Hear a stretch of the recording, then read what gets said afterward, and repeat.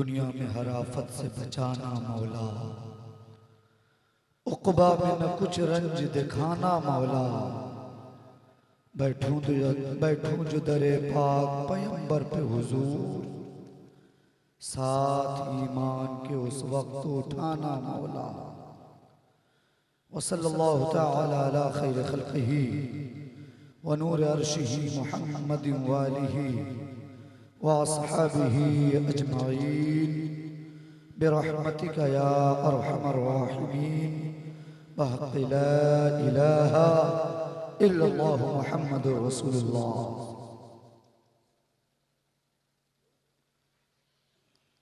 मिंबर नूर पे तशरीफ फरमा बावकार जुमला मुअज़्ज़ज़ व मुअक्कर उलमाए ज़बीर एहतराम, सामईन मोहतरम, पर्दा नशीं ख़वातीन इस्लाम, अस्सलामु अलैकुम व रहमतुल्लाहि व बरकातुहू। अल्हम्दुलिल्लाहि कफ़ा वस्सलातु वस्सलामु अला इबादिहिल्लज़ी नस्तफ़ा अम्मा बाद। फ़ौज़ु बिल्लाहि मिनश शैतानिर रजीम, बिस्मिल्लाहिर रहमानिर रहीम। वमा खलक़तुल जिन्न वल इंसा इल्ला लियअबुदून। सदक़ल्लाहुल मौलानाल अज़ीम व बल्लग़ना रसूलुहुन नबियुल करीम व नहनु अला ज़ालिका लमिनश शाहिदीन वश्शाकिरीन वल्हम्दुलिल्लाहि रब्बिल आलमीन। आइए बिला किसी ताख़ीर और तमहीद के उस रसूल हाशमी के बारगाह में दुरूद शरीफ पढ़ें, जिस रसूल का चेहरा लाजवाब, जिस रसूल की पेशानी लाजवाब, जिस रसूल के जुल्फ़े दुता लाजवाब, जिस रसूल के पाए अक़दस लाजवाब, जिस रसूल के दंदाने मुबारक लाजवाब, जिस रसूल के दस्ते नबूवत लाजवाब, जिस रसूल की आमद लाजवाब, जिस रसूल का बचपना लाजवाब, जिस रसूल की जवानी लाजवाब, जिस रसूल के हिजरत के अय्याम लाजवाब, जिस रसूल के गारे हिरा के औकात लाजवाब, जिस रसूल की मक्की जिंदगी लाजवाब, जिस रसूल की मदनी जिंदगी लाजवाब, उस रसूल के बारगाह में दुरूद शरीफ पढ़ें। जब अपने रसूल की जिंदगी का मुआयना जब वक्त का इमाम करता है तो कभी हुजूर के पेशानी को देखता है, मुस्कुराने लगता है, हुजूर के लबे मुबारक को देखता है, मुस्कुराने लगता है, दस्ते नबूवत को देखता है, मुस्कुराने लगता है। बरेली का इमाम जब अपने रसूल के दस्ते नबूवत को देखता है, मुस्कुरा देता है। बरेली का इमाम जब अपने रसूल की आमद को देखता है, पुकार उठता है, या रसूल अल्लाह। जिस सुहानी घड़ी, जिस सुहानी घड़ी चमका तैबा का चाँद, जिस सुहानी घड़ी चमका तैबा का चाँद, उस दिल अफरोज़े साथ पे लाखों सलाम। बरेली का इमाम जब अपने रसूल के पेशानी का जिक्र करते हैं, पुकार उठते हैं, या रसूल अल्लाह। जिसके माथे शफाअत का सेहरा रहा, जिसके माथे शफाअत का सेहरा रहा, उस जबीने सआदत पे लाखों सलाम। बरेली का इमाम जब अपने रसूल के दस्ते नबूवत की तारीफ करते हैं, पुकार उठते हैं, या रसूल अल्लाह।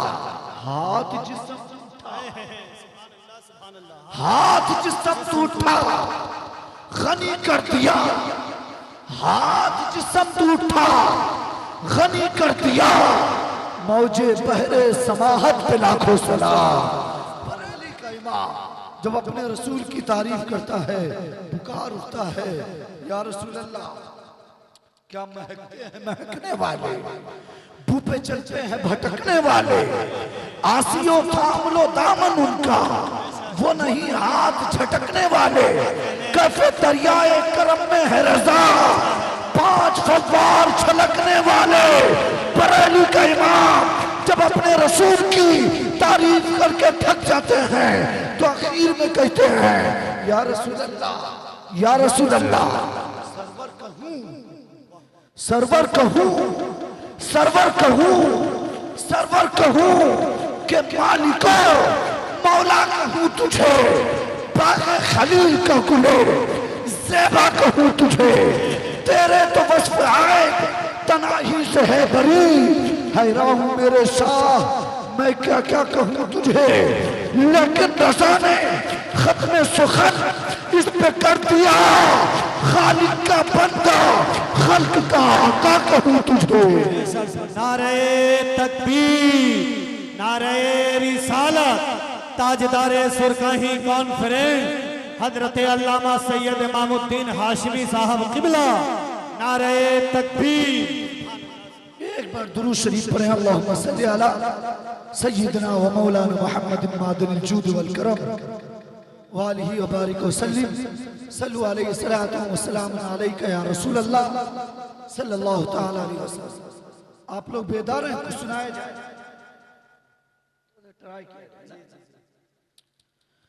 बिल यकीन अब मुझको जीना आ गया,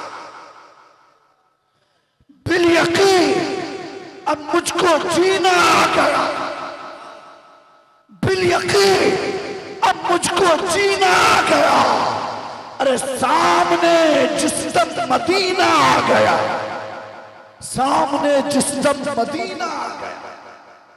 और सीरते सरकार को पढ़कर सुनो, सीरते सरकार को पढ़कर सुनो, अरे अच्छे अच्छों को करीना आ गया, अच्छे अच्छों को करीना आ गया, अच्छे अच्छों को करीना आ गया। और मक्ता हाशमी बख्शिश को तेरी हश्र में, हाशमी बख्शिश को तेरी हश्र में, हाशमी बख्शिश को तेरी हश्र में, अरे देख ले शाहे मदीना आ गया, सुभान अल्लाह, सुभान अल्लाह। देख ले शाहे मदीना आ गया। एक बार दुरूद शरीफ पढ़े, अल्लाहुम्मा सल्ली अला सय्यिदना व मौलाना मुहम्मद मादिल जूद वल करम व आलिहि व बारिक व सल्लिम, सल्लु अलैहि सलातु व सलाम अलैका या रसूल अल्लाह सल्लल्लाहु तआला अलैहि वसल्लम। अच्छी समाज और अच्छे लोग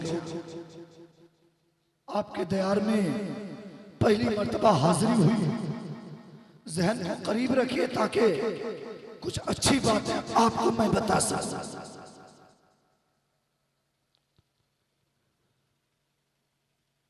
अल्लाह ने आपको अपने रसूल की उम्मत में पैदा किया। किसमें?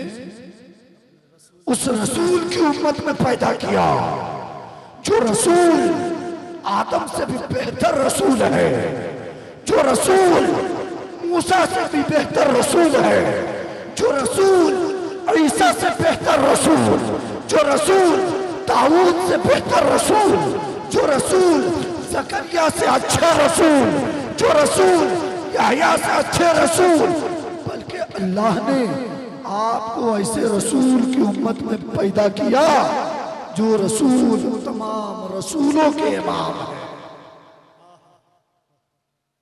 और आपको अल्लाह ने तमाम उम्मत में बेहतर बनाया। अल्लाह ने आपको तमाम नबियों की उम्मत से बेहतर पैदा किया। अल्लाह ने आदम को भेजा, उसकी उम्मत को भेजा, मूसा को भेजा, उसकी उम्मत भी आई, ईसा को भेजा, उसकी उम्मत भी आई, याह्या को भेजा, उसकी उम्मत भी आई, ज़करिया को भेजा, उसकी उम्मत भी आई, जुल्किफ्ल को भेजा, उसकी उम्मत भी आई, लूत को भेजा, उसकी उम्मत भी आई।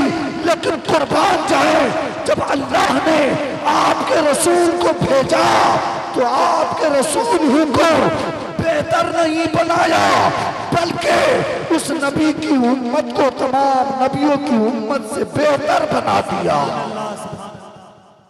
अब जब आपको बेहतर बनाया गया तब आपका कारनामा भी बेहतर, आपके किरदार भी अच्छे होने चाहिए, आपके कारनामे बेहतर होने चाहिए।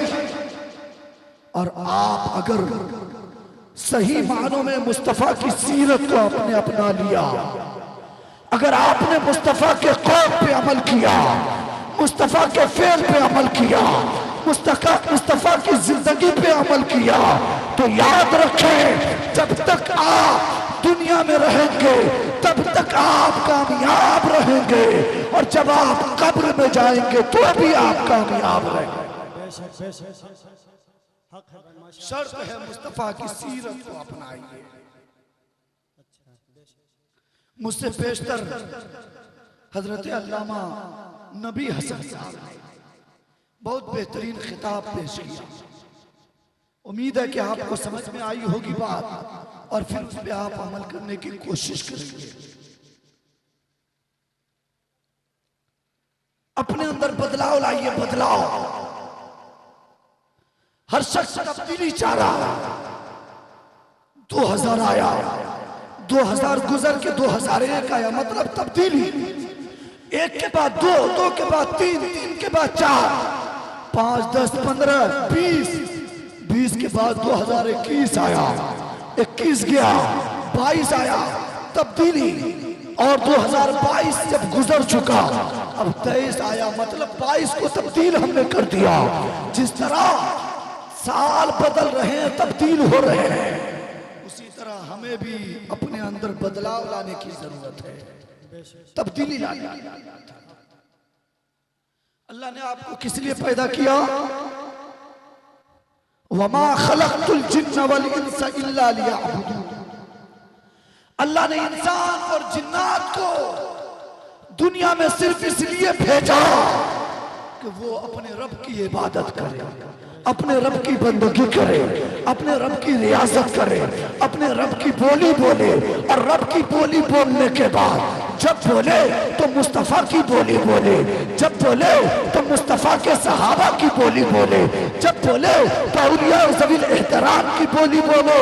अल्लाह ने आपको इसलिए पैदा किया कि आप जब तक दुनिया में रहें मुस्तफा की सीरत को अपना कर कामयाब हो, और जब आप कब्र में जाए तो मुस्तफा के चेहरे की ज़ियारत हो, और जब हश्र में जाए तो अल्लाह आपको जन्नत अता कर दे।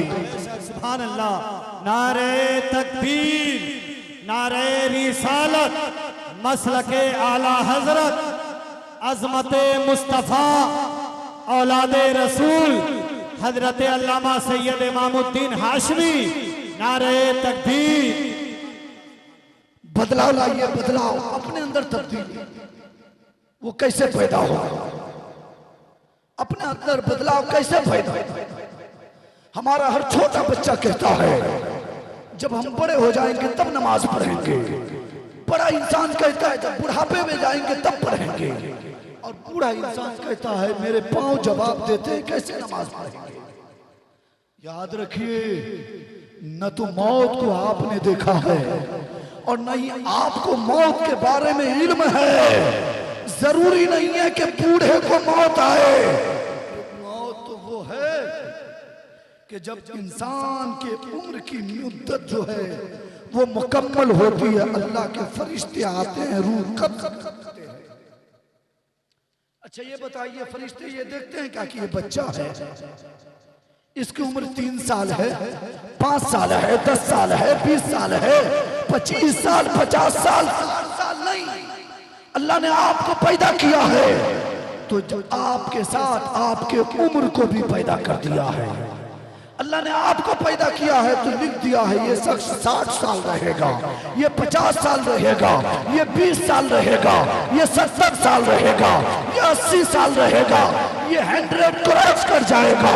मेरे दोस्तों सुनिए तो सही, दुनिया में जब आपके एग्जाम की तारीख मुतय्यन होती है तो आप उस एग्जाम की तैयारी के लिए जुट जाते हैं, लग जाते हैं। और वजह ये होती है कि फला तारीख से एग्जाम है, फला तारीख से मेरा इम्तिहान है।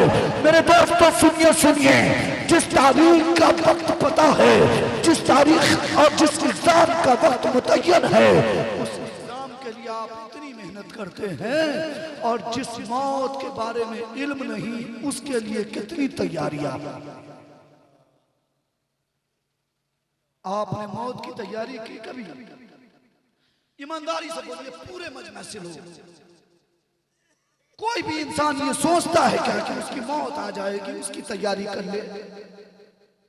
हर इंसान ये सोच रहा है कि अभी अल्लाह मोहलत दिया है, उम्र दिया है, अल्लाह ने हमें दिल दिया, दिमाग दिया, अल्लाह ने जिस्म में ताकत दी, अल्लाह ने पाँव में कुव्वत दिया है, अल्लाह ने जबान दी, अल्लाह ने नाक दिया, अल्लाह ने कान दिया, अल्लाह ने सोचने के लिए दिमाग दिया, चखने के लिए जबान दी, सुनने के लिए कान दिया, देखने के लिए आँख दी। अल्लाह की नेमतों का शुक्र अदा करो मेरे दोस्तों, और अपनी मौत को याद करते रहो। बिल्कुल शॉर्ट में मेरी बात को समझने की कोशिश की। आज हमारे माशरे में एक बीमारी बड़ी तेजी से बढ़ रही है लतीफ साहब, वो ये है कि हमारे बच्चे जब 1 साल क्रॉस करते हैं तो हम उस बच्चे के लिए बर्थडे का इंतजाम करते हैं कि नहीं? बोलिए सब लोग, बच्चे का बर्थडे मनाते हैं और क्या कहते हैं उसमें? मेरा बच्चा आज 5 साल का हो गया, मेरा बेटा आज 10 साल का हो गया, मेरा बेटा आज 25 साल का हो गया, मेरा बेटा आज 35 साल का हो गया, मेरा बेटा आज 50 साल का हो गया। मेरे दोस्तों सुनिए सुनिए, दिल पर हाथ रख के बताइएगा, जब आपका बेटा पैदा हुआ था, पैदा होने के साथ साथ अल्लाह ने उसके उम्र को भी लिख दिया था कि तेरा बेटा दुनिया में जा रहा है, तो बेटे की उम्र भी साथ दुनिया में जा रही है। मेरे दोस्तों, अब आपका बेटा जब दुनिया में आया तो 1 साल का हुआ, उम्र घटी या बढ़ी? 2 साल का हुआ, उम्र कम हुई या ज्यादा हो गया? 3 साल का हुआ, 5 साल का, 10 साल का, 20 साल का हुआ। मतलब अल्लाह ने 60 साल लिखा था, उसमें से 20 घट गया, बचा 40। अब मतलब मेरा बेटा उम्र को आगे नहीं बढ़ा रहा, बल्कि मेरे बेटे की उम्र कम हो रही है। मतलब ये हुआ जैसे साल बदला, मेरा बेटा कब्र के करीब चला गया, मेरा बेटा कब्र के करीब चला गया, मेरा बेटा जनाजे के करीब चला गया, ऐसे वक्त के करीब गया जिस वक्त के बारे में आया है कि इंसान उस वक्त सिर्फ खाली हाथ जाता है, उसके साथ न तो बाप जाता है, न उसकी माँ जाती है, न उसकी बहन जाती है, न उसके भाई जाते हैं, न उसके औलाद जाते हैं, न उसके दोस्त जाते हैं। मेरे दोस्तों, मतलब ये हुआ जैसे जैसे उम्र बढ़ती गई आप अपने कब्र के करीब पहुंचते चले गए। लेकिन तरीका क्या था? खुशी मनाने का और लोगों को कहने का, मेरा बेटा आज 20 साल का हो गया, मेरा बेटा आज 25 साल का हो गया। मेरे मिल्लत के नौजवानों सुनो सुनो, अगर कामयाबी चाहते हो, कामरानी चाहते हो, जिंदगी में इनकलाब लाना चाहते हो, दुनिया में सुखरूर चाहते हो, आखिरत में जन्नत चाहते हो, कब्र में मुस्तफा की ज़ियारत चाहते हो, तो आका फरमाते हैं, ऐ लोगों सुनो सुनो, और कुर्रतु ऐनी बिस्सलात, नमाज मेरे आँख की ठंडक है। ऐ लोगों सुनो सुनो, अगर तुम चाहते हो कि कब्र में मुस्तफा की ज़ियारत हो और हश्र में मुस्तफा की शफाअत हो, तो मुस्तफा फरमाते हैं, नमाज मेरे आँख की ठंडक है। दुनिया में नमाज पढ़ के मुस्तफा के आँख को ठंडक पहुंचाओ, मुस्तफा राजी तो मुस्तफा का खुदा राजी, और जब मुस्तफा का खुदा राजी तो पूरी खुदाई राजी। बहुत बढ़िया। वक्त और हालात को समझिए। इस दौर में जिसमें हम जी रहे हैं, इसमें हमें 2 चीज करने की जरूरत है। नंबर 1 नमाज की पाबंदी, और नंबर 2 बच्चों के दरमियान एजुकेशन को आम करना है। तालीम पर फोकस, और सबसे पहले नमाज। बात समझ में आ रही है ना? माशाअल्लाह। ये देखिए खतीब ज़ीशान हजरत चतुर्वेदी महान हजरत अल्लामा मौलाना मोहम्मद काजिम रजा साहब किबला समस्तीपुरी की आमद बड़े नूर पे हुई। नारा लगाए, नारे तकबीर, नारे रिसालत, मसलक आला हजरत हजरत अल्लामा सैयद इमामुद्दीन हाशमी, नारे तकबीर। बात समझ में आ रही है? सबसे पहले नमाज पढ़िए, नमाज। इसलिए कि आपने अगर नमाज छोड़ा तो याद रखिए आप दर दर भटकते रहेंगे, फिरते रहेंगे, कभी इस मार्केट में, कभी उस मार्केट में, कभी इस इलाके में, कभी दूसरे इलाके में, कभी तीसरे शहर में, कभी चौथे शहर में। बन के आप कामयाबी के लिए दर दर भटकते रहेंगे, लेकिन कामयाबी नहीं मिलेगी। अगर आपको कामयाबी चाहिए तो आप सुबह में उठिए, सबसे पहले 2 रकत फज्र की नमाज पढ़िए, रब से मांगिए।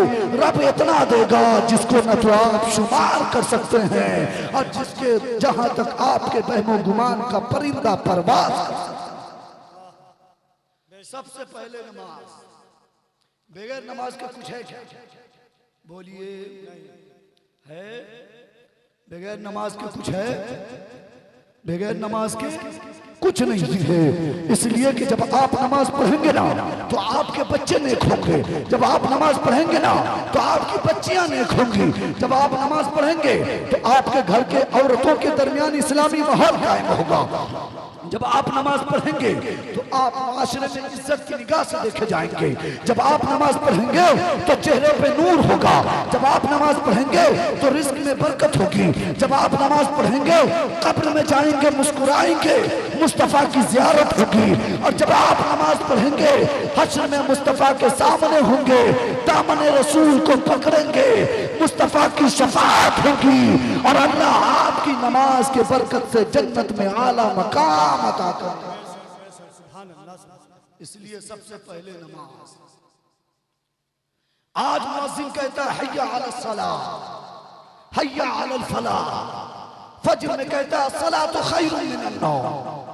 हमने समझा मुअज्जिन क्या कह रहा है, वो आपको क्या पैगाम दे रहा है। मुअज्जिन कहता है हय्या अलस सलाह, आओ नमाज की तरफ, हय्या अलल फलाह, आओ कामयाबी की तरफ। ऐ लोगों, जिस कामयाबी को तुम मार्केट और बाजार और रोडों पे घूम रहे हो, जिस कामयाबी को तुम चाय के होटलों में ढूंढते हो ना,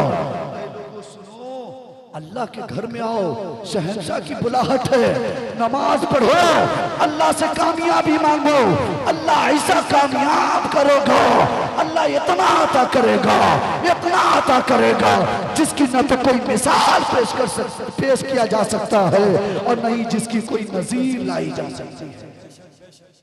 सबसे पहले नमाज। नंबर 2 पे है एजुकेशन, तालीम। आज लोगों की ये शिकायत है, इंसान को अभी बहुत अजीब माहौल बना हुआ है। इंसान को कुछ भी हो, अगर कोई बीमारी ही क्यों ना हो, इंसान फौरन पहुंचता है, मौलाना साहब एक ताबीज दीजिए, मुफ्ती साहब एक ताबीज दीजिए, पीर साहब एक ताबीज दीजिए, पीर साहब ये कर दीजिए, वो कर दीजिए, पीर साहब फला काम कर दीजिए। मेरे दोस्तों सुनिए, गौर कीजिए, किसी को बुरा लगे तो माफ कीजिएगा, मैं किसी का नाम नहीं लेता, जो इस्लाम का कानून है पेश कर देता हूँ, अमल कीजिएगा, आप कामयाब नहीं कीजिएगा, मेरा काम है बताना, मैं बताकर गुजर जाऊंगा। मेरे दोस्तों, आज हमारी शिकायत है, मेरे बच्चे नाफरमान, ताबीज दे दीजिए, मेरे बच्चे नाफरमान है, ताबीज दे दीजिए, मेरी बेटियां मेरा कहना नहीं मानती, ताबीज दीजिए, मेरी बीवी मेरे हुक्म पे नहीं चलती, ताबीज दीजिए, मौलाना साहब मेरे रोजी में बरकत नहीं है, ताबीज दे दीजिए, मौलाना साहब कुछ ऐसी ताबीज दीजिए ना कि उम्र बढ़ जाए, मौलाना साहब कुछ ऐसा काम कीजिए ना कि हम पूरे इलाके में सबसे ज्यादा इज्जतदार हों। मेरे दोस्तों सुनिए तो सही, ये ताबीज बाद में, ये पीर साहब बाद में, ये आम इंसान बाद में, ये आम चीजें बाद में। सबसे पहले अगर औलाद को नेक देखना चाहते हैं, बेटी को वफादार बनाना चाहते हैं, बीवी को सीरत मुस्तफा की पाबंद बनाना चाहते हैं, दोस्तों सबसे पहले अपने रब के बारगाह में जाना होगा। और जो रब के बारगाह में सर को झुका लेता है, रब उसे आसमान के इतना ऊंचा बुलंद कर देता है, इतना बुलंद करता है कि दुनिया उसकी मिसाल कायम की तस्दीक करती है और दुनिया उसकी नजीर पेश करने लगती है। हक है, सुभान अल्लाह। बहुत अच्छा। आज मार्केट में बहुत सारे पीर साहब लोग भी निकले। जहन को करीब रख के सुनिए, आपका ये मुजफ्फरपुर और वैशाली ये ऐसा इलाका है जिस इलाके में पीर की कमी नहीं है। गलत बोल रहे हैं क्या? पीर की कमी नहीं है। अल्लाह ताला ऐसे अच्छे पीर को अल्लाह सलामत रखे और उसके सदक़े में अल्लाह हमें भी सलामत रखे। लेकिन जो पीर शरीयत के मुताबिक नहीं चलता हो, उस पीर का अंजाम क्या होगा? बहुत सारी ऐसी कौम भी है दुनिया में, बहुत सारे ऐसे लोग भी है दुनिया में, बहुत सारे ऐसे मुरीद भी है दुनिया में, बहुत सारे ऐसे अफराद भी है दुनिया में जो ये कहते हैं सुनिए सुनिए, आप कहते हैं नमाज पढ़ो, आप कहते हैं रोजा रखो, आप कहते हैं माँ की खिदमत करो, आप कहते हैं पड़ोसियों के हुकूक को अदा करो, आप कहते हैं मेरे इलाके में जो गरीब लोग हो उसकी मदद करो। लेकिन बात समझ में नहीं आती। हमारे पीर साहब कहते हैं नमाज मत पढ़ो, हम तुम्हारे पीर हैं, हम तुम्हें जन्नत में ले जाएंगे। मेरे दोस्तों याद रखिएगा, अगर कोई ऐसा पीर होगा दुनिया में जो मुरीद को नमाज के लिए रोकता होगा तो कब्र में सबसे पहले वो पीर की पिटाई होगी, उसके बाद उसके मुरीद के भी छक्के पे छक्के लगे। इसलिए कि अल्लाह ने आपको दिल दिया है, अल्लाह ने दिमाग दिया है, अल्लाह ने आंख दिया है, अल्लाह ने जिस्म के हिस्से दिए हैं, अल्लाह ने जिस्म में ताकत दी है, अल्लाह ने बॉडी में भी ताकत दी है।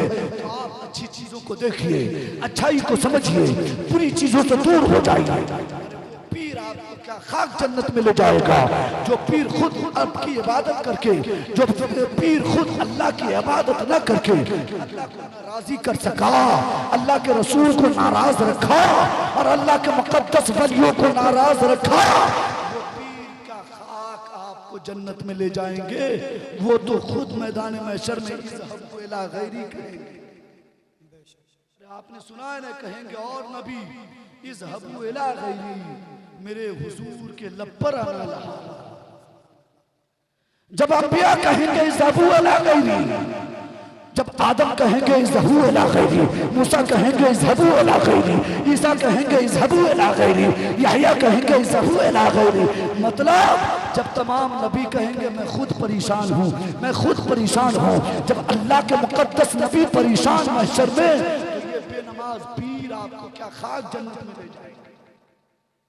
इसलिए पीर परस्ती बाद में कीजिएगा, सबसे पहले शरीयत मुताहरा की पाबंदी कीजिए और अपने अंदर इस्लाम की तालीम को आम करने की कोशिश। अभी देखिए हजरत अभी अजमेर शरीफ का उर्स करीब, इसमें एक फितना ये होता है कि हमारे भोले भोले मुसलमान, हमारे इतने प्यारे मुसलमान, इतने लाजवाब मुसलमान जो 2-2 लाख का जलसा सजा लेते हैं, लेकिन यही मुसलमान अपने मस्जिद के इमाम को जो 30 दिन तक आपके लिए नमाज भी पढ़ाता है, आपके बच्चे के कान में अजान भी देता है, आपके घर में जो लोग बीमार हो उनसे दम भी करता है, रात में 1 बजे 2 बजे 3 बजे इमाम आपकी मदद के लिए आते हैं। मेरे दोस्त, इमाम को आप 30 दिन में मेहनत का 5000 देते और इतने बड़े जलसे को 2 लाख में 1 हफ्ते के अंदर सजा लेते। कितने भोले हैं आप, कितने प्यारे हैं। हर चीज की कद्र को समझने की कोशिश कीजिए। हमसे पेशतर खतीब साहब ने कहा ना कि एक बच्चा गुलेल के साथ हीरे को उड़ा, मतलब उसे हीरे की पहचान नहीं थी, मतलब उसे नहीं मालूम था वो पत्थर है या हीरा, मतलब उसे ये नहीं मालूम था कि उस पत्थर के अंदर क्या खासियत है। मेरे दोस्तों समझिए, अल्लाह ने आपको अशरफुल मखलूकात बनाया, तमाम नबियों की उम्मत से बेहतर बनाया, तमाम नबियों की उम्मत से आला बनाया। अल्लाह ने आपको लाजवाब बनाया, बेमिसाल बनाया, बेनजीर बनाया, बिल्कुल आला बनाया, बिल्कुल अफजल बनाया। जब अल्लाह ने आपको इतना प्यारा बनाया तो आपका कारनामा भी बेहतरीन और आला। लेकिन हम क्या कर रहे हैं, इमाम साहब को देंगे महीना में 5000 और अगर 100 बढ़ाने की बात कर दिए इमाम साहब तो सुबह में बोरिया बिस्तर गोल। क्या है मिंटू भाई गलत? पूरे हिंदुस्तान घूमते हैं ना, देख रहे हैं ना, सिर्फ यहीं की हालत नहीं, पूरे इंडिया की वही हालत है। दुआ कीजिए कि अल्लाह ताला तमाम मुसलमानों को हिदायत दे, आलिमों के कद्र को समझने की अल्लाह तौफीक दे। मेरे दोस्तों सुनिए सुनिए, अजमेर शरीफ का मौसम आया है, उर्स का मौसम कितना प्यारा मौसम है, के साथ गरीब नवाज का उर्स हो, जो अल्लाह के मुकद्दस रसूल के खानदान से हो, नबी का नवासा हजरत गरीब नवाज जिसका उर्स है। इतने प्यारे गरीब नवाज, अपनी जिंदगी में नमाज को आपने नहीं छोड़ा, अपनी जिंदगी में आपने नेकी नहीं छोड़ा। गरीब नवाज का ऐलान था, ऐ लोगों सुनो सुनो, अगर तुम्हारे पड़ोस में कोई भूखा हो तो पहले खुद न खाओ, उसके मुंह तक निवाला पहुंचाओ, उसके बाद खाना। वही गरीब नवाज है जो गरीब नवाज कहते हैं अगर कोई गरीब हो तो उसके साथ जुल्म न करो, अच्छा बर्ताव करो।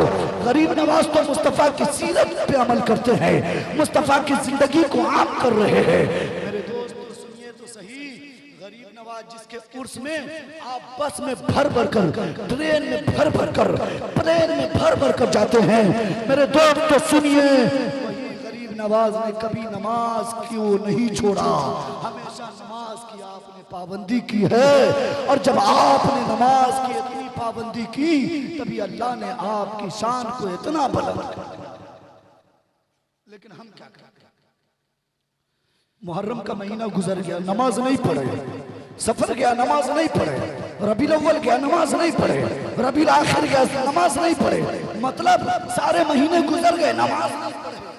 अगर हमने नमाज नहीं पढ़ा तो उर्स में जाने से पहले, मज़ार में जाने से पहले, आस्थाने पे जाने से पहले, मेरे दोस्तों हमें ये फैसला करना होगा कि हम मज़ार पे बाद में जाएंगे, पीर साहब के खानका में बाद में जाएंगे, हम पीर साहब की दस्तपोसी बाद में करेंगे।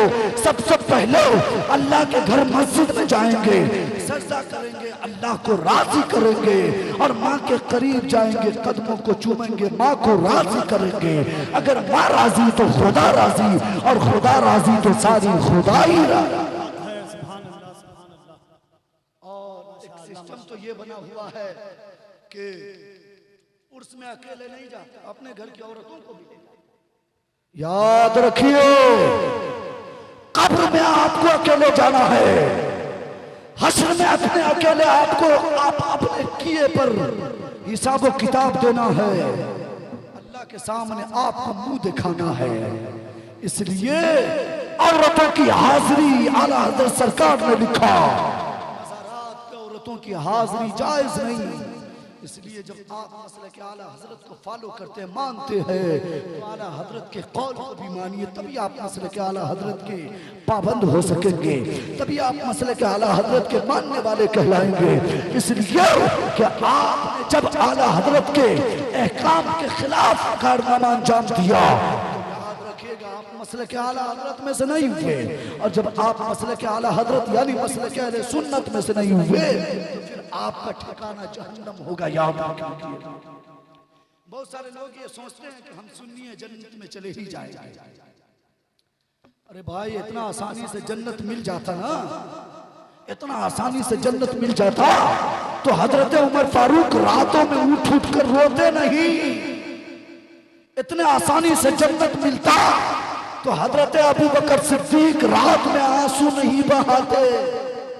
इतने आसानी से जन्नत अगर मिल जाया करते तो मेरे दोस्तों हजरत दाऊद अलैहिस्सलाम इतना नहीं रोते कि वहां की जमीन गीली हो जाती। जन्नत इतना आसान और खेल तमाशा नहीं, कोई खिलौने का नाम नहीं जो आपको दो चार कीमत में मिल जाए। अरे जन्नत तो उस चीज का नाम है मेरे दोस्त कि अगर आप दुनिया में नेकी करेंगे तभी आपको जन्नत मिलेगी। अगर आपने दुनिया में नेकी नहीं की, नमाज की पाबंदी नहीं की, आपने अपने वालिदैन की खिदमत नहीं किया, पड़ोसियों के हुकूक को नहीं अदा किया, और आपने बेवाओं के साथ अच्छा सलूक नहीं किया, और यतीमों के सर पे दस्ते शफकत नहीं फेरा, तो याद रखिएगा जन्नत तो दूर की बात, जन्नत की खुशबू भी आपको नहीं मिलेगी। मेरी बात तो कड़वी जरूर होती है, लेकिन दिल से सुनिएगा तो समझ में बात आ जाएगी। हालात बदल चुके, साल बदल चुके, अपने अंदर बदलाव लाने की कोशिश।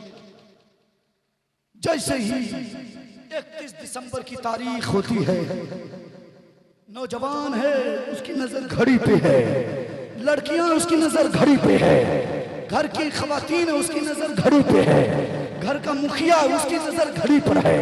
और सब ये देखते हैं कैसे 12 पे सुई जाए कि एक दूसरे को हैप्पी न्यू ईयर कह के पुकारे। मेरे दोस्तों, जिस तरह उस घड़ी के सुई को देखते हैं कि साल बदलने वाला है, उसी तरह काश अपने अमल को देखते, अपने किरदार को देखते और अपने अंदर बदलाव लाते, तो पूरी दुनिया ये कहने पर मजबूर होती कि नबी का दीवाना ऐसा है तो इसका मुस्तफा कैसा होगा, और जब इसका मुस्तफा ऐसा है तो उसका इस्लाम कितना अफजल होगा। इसलिए तब्दीली लाइए, तब्दीली, बदलाव लाइए, हदीसे पाक समात करते जाए। आका फरमाते हैं मैदान महशर में 3 गिरोह को लाया जाए। कितने को? 3 लोग मैदान महशर में लाए जाए। पहली जो ग्रुप होंगी ना, उससे परवरदिगार आलम पूछेगा तुम कौन हो? वो कहेगा परवरदिगार आलम, हमें दुनिया में लोग सखी कहते थे, हमें दुनिया में लोग बांटने वाला कहते थे, हमें दुनिया में लोग देने वाला कहते थे, हमें दुनिया में लोग अता करने वाला कहते थे, इसलिए परवरदिगार आलम हमें लोग सखी कहता है। परवरदिगार आलम कहेगा अच्छा तुम वही हो जो दुनिया में दिखावे के लिए दूसरे की मदद करते थे, तुम वही हो जो लोगों को दिखाने के लिए दूसरे का हेल्प करते थे। और इस दौर में हालत तो ये बिगड़ते चली गई कि अगर कोई किसी को 5 रुपए से भी मदद करता है तो उसकी भी पिक्चर ले करके, पिक्चर क्लिक करके फेसबुक, व्हाट्सएप, यूट्यूब और दीगर सोशल मीडिया पे डालता है ताकि दुनिया उसको दयालु कहे, ताकि दुनिया उसको देने वाला कहे, ताकि दुनिया उसको सखी कहे, ताकि दुनिया उसको बांटने वाला कहे।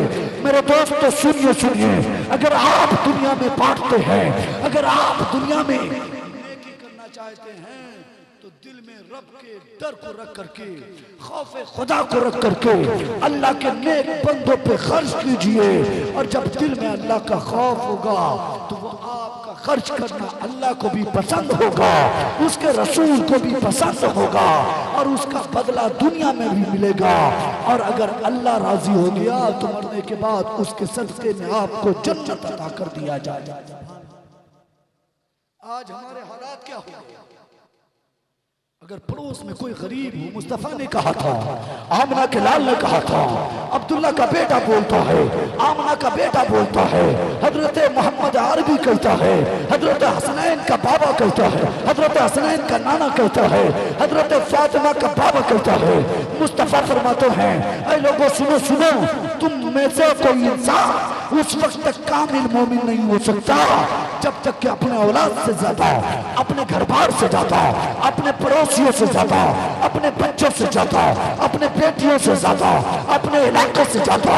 मुस्तफा फरमाते हैं अगर कोई इंसान कामिल मोमिन बनना चाहता है तो सबसे ज्यादा अपने रसूल से मोहब्बत करे। और जो इंसान सबसे ज्यादा मुस्तफा से मोहब्बत करता है वो इंसान की दुनिया भी कामयाब हो जाती है, कब्र में भी कामयाब होता है और हश्र में भी वो इंसान कामयाब हो जाता है।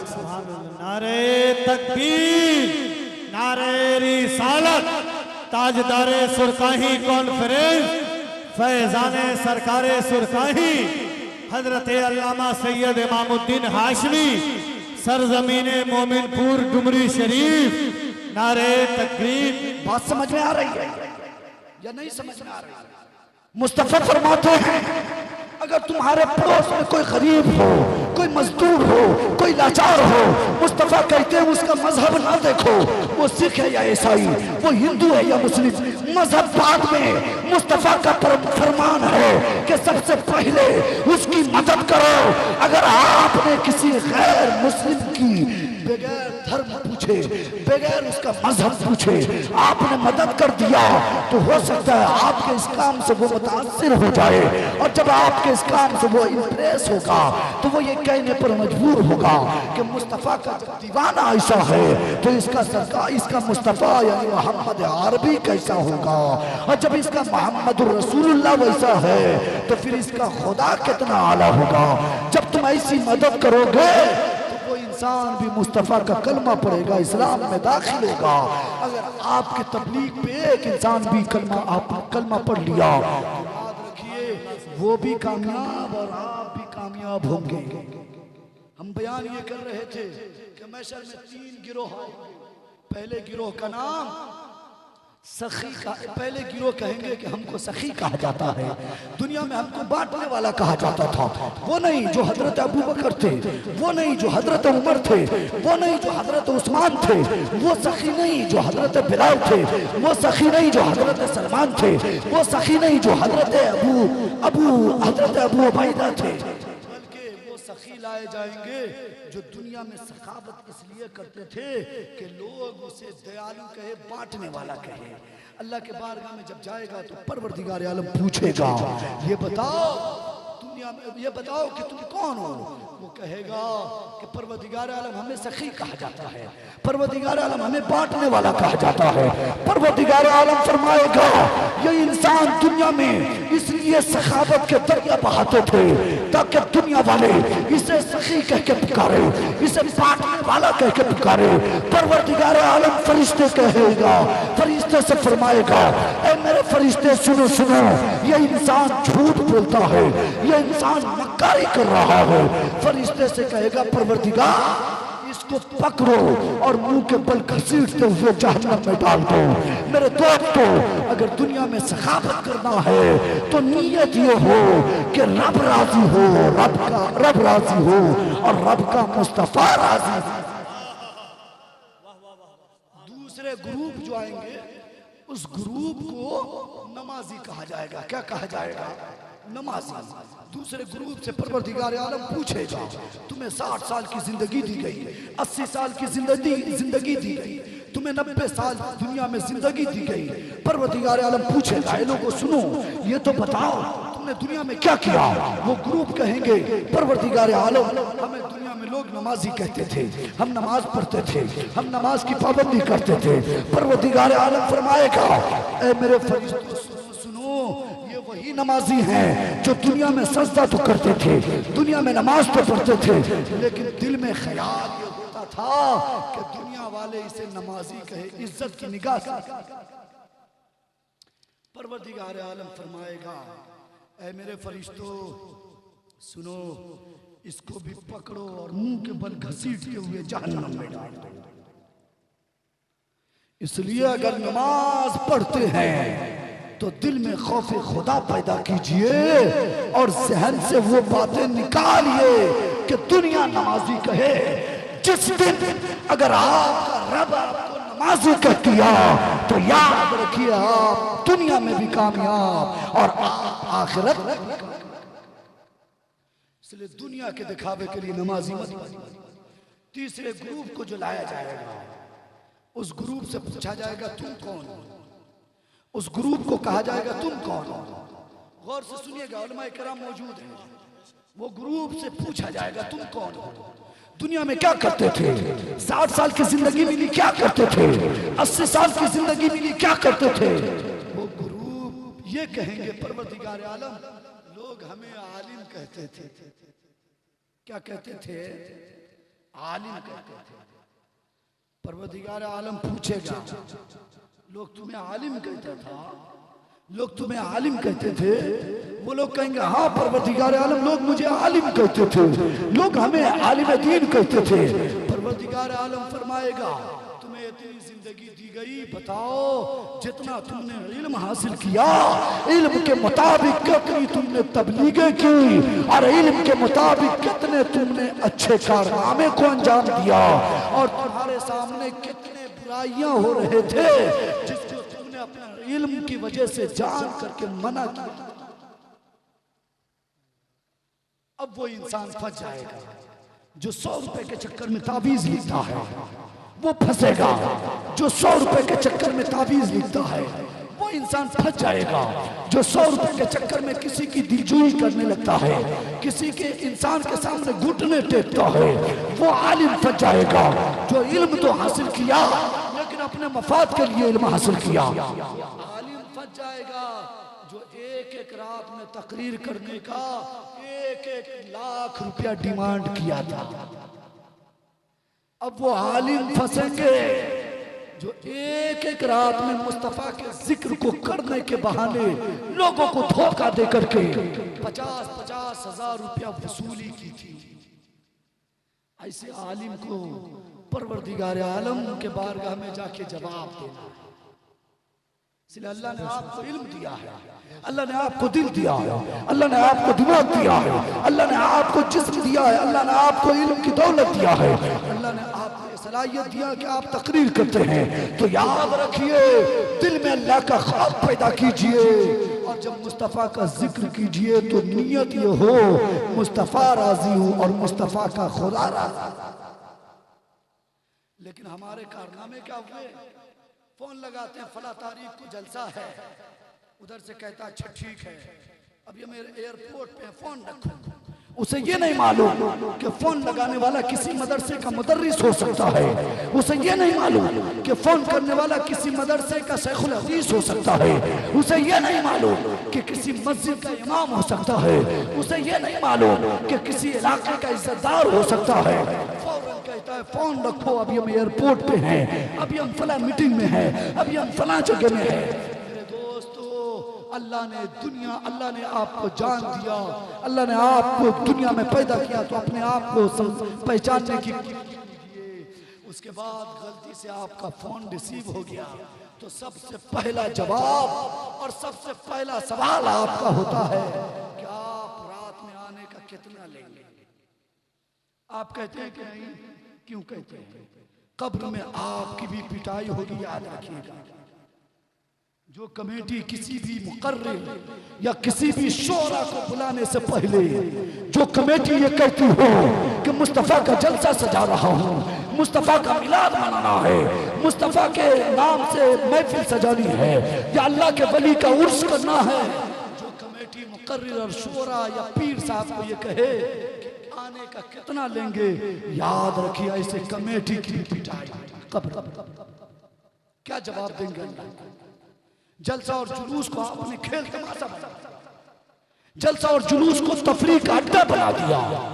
2.5 लाख खर्च करके आप जलसा करें, 2.5 लाख लगे आपका, 2 लाख लगे आपका, उलमा हो आपके और अवाम हो आपकी और बेनिफिट आपको मिले 0। उसका रीजन ये मेरे दोस्त कि आपने जलसा तो सजाया, आपने पैसा तो खर्च किया, आपने लोगों को तो बुलाया, आपने बिरयानी तो खिला दी, लेकिन मुस्तफा की सीरत को आपने समझा नहीं, मुस्तफा के दीन को आपने समझा। इसलिए मुस्तफा के दीन से खिलवाड़ मत कीजिएगा। एक शायर दुनिया में था जिसे दुनिया हजरत हसन बिन साबित कहते हैं, व अहसनु मिन कलम तरक़त ऐनी व अजमलु मिन कलम तलिदिन निसा खुलिक़त मुबर्रअन मिन कुल्लि ऐबिन कन्नका कद खुलिक़त कमा तशा। हजरत हसन पढ़ते थे और मुस्तफा मौजूद होते थे। क्या हजरत हसन ने डिमांड किया था? किया कभी? अरे कह देते मुस्तफा को कि हमें ये चाहिए, तो मुस्तफ़ा को अल्लाह ने वो ताकत अता की थी, अल्लाह ने वो दौलत अता की थी कि मुस्तफ़ा अगर किसी पहाड़ को इशारा करते तो पहाड़ भी सोने के शक्ल में हो करके हजरत हसन के कदम को बोसा देने लगता। लेकिन हसन ने कभी नहीं कहा या रसूलल्लाह मुझे ये चाहिए, या रसूलल्लाह मुझे वो चाहिए, बल्कि हसन से मुस्तफ़ा ने कहा नबी की तारीफ करो, तो हसन आशिक रसूल थे, कहने लगे व अहसनु मिन कलम तरक़त ऐनी व अजमलु मिन कलम तलिदिन निसा खुलिक़त मुबर्रअन मिन कुल्लि ऐबिन कन्नका कद खुलिक़त कमा तशा। हज़रत हसन कहते हैं या रसूलल्लाह आप जैसा हसीन व जमील मेरी आंख ने कभी देखा नहीं, आप जैसा प्यारा मेरी आंख ने कभी मुशाहिदा नहीं किया। या रसूल अल्लाह आप इतना खूबसूरत हैं, इतने बेहतर हैं या रसूल अल्लाह। मैं तो ये कहता हूँ आप जैसा हसीन किसी माँ ने पैदा ही नहीं की। उसको कहा जाता है मेरे दोस्त मुस्तफ़ा के मदह खां, मुस्तफ़ा के मत्ता, मुस्तफ़ा के आशिक, मुस्तफ़ा के उस्ताद। मेरे दोस्तों इसलिए जब भी जलसा कराना हो तो सबसे पहले ऐसे मुकर्रिर का इंतखाब कीजिए जो इल्मी सलाहियत रखता हो, उसके बाद इस्लाही मुआशरा पे गुफ्तगू करने के लायक हो। उसके बाद ऐसे नात खां, जैसे देखिए हमारे मुबारक साहब का इंतखाब किया, इतनी खुशी मिली कि मत पूछिए। हमने कहा था इमाम साहब को आपने बहुत अच्छा इंसान का इंतखाब किया है। इसलिए मेरे दोस्त तो समझिए बात को और नज़ाकत मौका महल को देखिए। जो इंसान एक वक्त की नमाज नहीं पढ़ता वो भी अभी धरने से 30,000 दिनार, जो इंसान खुद नमाजी नहीं उसकी बात पे क्या तासीर होगी, आपको क्या नमाजी बनाएगा। इसलिए मेरे दोस्तों समझने की कोशिश कीजिए। आप जलसा मनाते हैं मनाइए जरूर, आप जलसा का एहतमाम करते हैं करिए जरूर, आप जलसा सजाते हैं सजाइए जरूर, लेकिन उससे पहले आप ये समझिए कि सही क्या है गलत क्या है, किसका इंतखाब करना है किसको नहीं बुलाना है। तो जो आशिक रसूल हो उसे बुलाइए और जो आशिक रसूल ना हो उसे मत बुलाइएगा। समझ रहे हैं बात को। आखिर में जो जमात जाएगी उसका नाम होगा, वो लोग कहेंगे हमें आलिम लोग बोलते थे, परवरदिगार आलम कहेगा वही लोग, वही आलिम जो 5 मिनट में 5 खत्म कर देते थे। अरे अवाम तो अवाम है भोली भाली। 5 मदरसे के छोटे छोटे बच्चों को बुला करके हमारी अवाम कहती है 5 खत्म कुरान मेरे बाप के नाम से पढ़ दिया। कितना अफसोस की बात है, कितनी ताज्जुब की बात है। अरे एक छोटा बच्चा जो सही से अभी पाकी ना समझ सके, जो बच्चा अभी नमाज रोजा हज ज़कात ना समझ सके, जो बच्चा अभी कुरान को कायदे से ना समझ सके, वो बच्चा क्या खाक आपके लिए 5 खत्म कर पाएगा। इसलिए गलती उस बच्चे की नहीं आपकी है।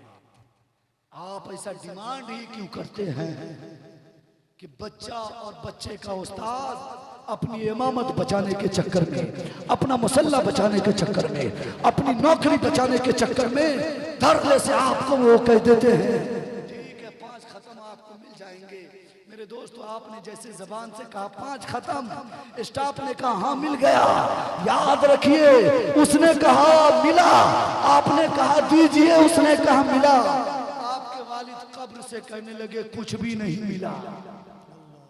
इसलिए याद रखिएगा बच्चे जब आपके घर में कुरान पढ़ने आए, कुरान की तिलावत करने आए, अरे कुरान का वकार तो वो है, कुरान की शान तो वो है कि कुरान को देखना इबादत, कुरान को चूमना इबादत, कुरान को सीने से लगाना इबादत, कुरान को पोसा देना इबादत और कुरान को चूमना इबादत। तो जो बच्चे आपके घर में आए कुरान पढ़ने, उसे मोहब्बत की निगाह से देखिए और कह दीजिए आपसे जितना बेहतर हो उतना ही तिलावत कीजिए। अगर बच्चा दिल से एक रुकू पढ़ दिया तो याद रखिए एक पढ़ने में 70 मिलता है, एक हर्फ में 70 में की एक रुकू पढ़ दिया ना, और अल्लाह अगर कबूल कर लिया तो आपके वालिद को उसके सदक़े में अल्लाह जन्नत अता कर देगा। इसलिए अपने अंदर बदलाव पैदा कीजिए, सोच को बदलिए। इंसान अपने बच्चों को तालीम नहीं दे, इंसान की हालत भी बहुत अजीब है। बच्चों को मदरसे लाइन से नहीं पढ़ाएंगे, कुरान की तालीम नहीं देंगे। आका फरमाते हैं तलबुल इल्म फरीदतुन अला कुल्ली मुस्लिम व मुस्लिमा। मुस्तफा फरमाते हैं, आमना का बेटा कहता है, अब्दुल्ला का लाल कहता है, ऐ लोगों सुनो सुनो, इल्म दीन हासिल करना हर मुसलमान मर्द और औरत पे फर्ज है। का इनकार किया, बच्चों को तालीम नहीं दी, और जब हमने बच्चों को कुरान की तालीम नहीं दी तब फिर हमें अफसोस ये हुआ कि जब हमारा कोई दुनिया से चला गया तो फातिहा पढ़ने के लिए हाफिज साहब को बुलाते हैं, इमाम साहब को बुलाते हैं, मौलाना साहब को बुलाते हैं, पीर साहब को बुलाते हैं। अरे अपने अंदर जज्बा पैदा कीजिए, मुस्तफा के दीवाने हैं तो दीवाने बनकर रहिए। अपने बच्चों को कुरान की तालीम दीजिए ताकि जब आप कब्र में जाएं तो आपका बच्चा आपके नाम से कुरान की आयत पढ़े, साले सवाब करे।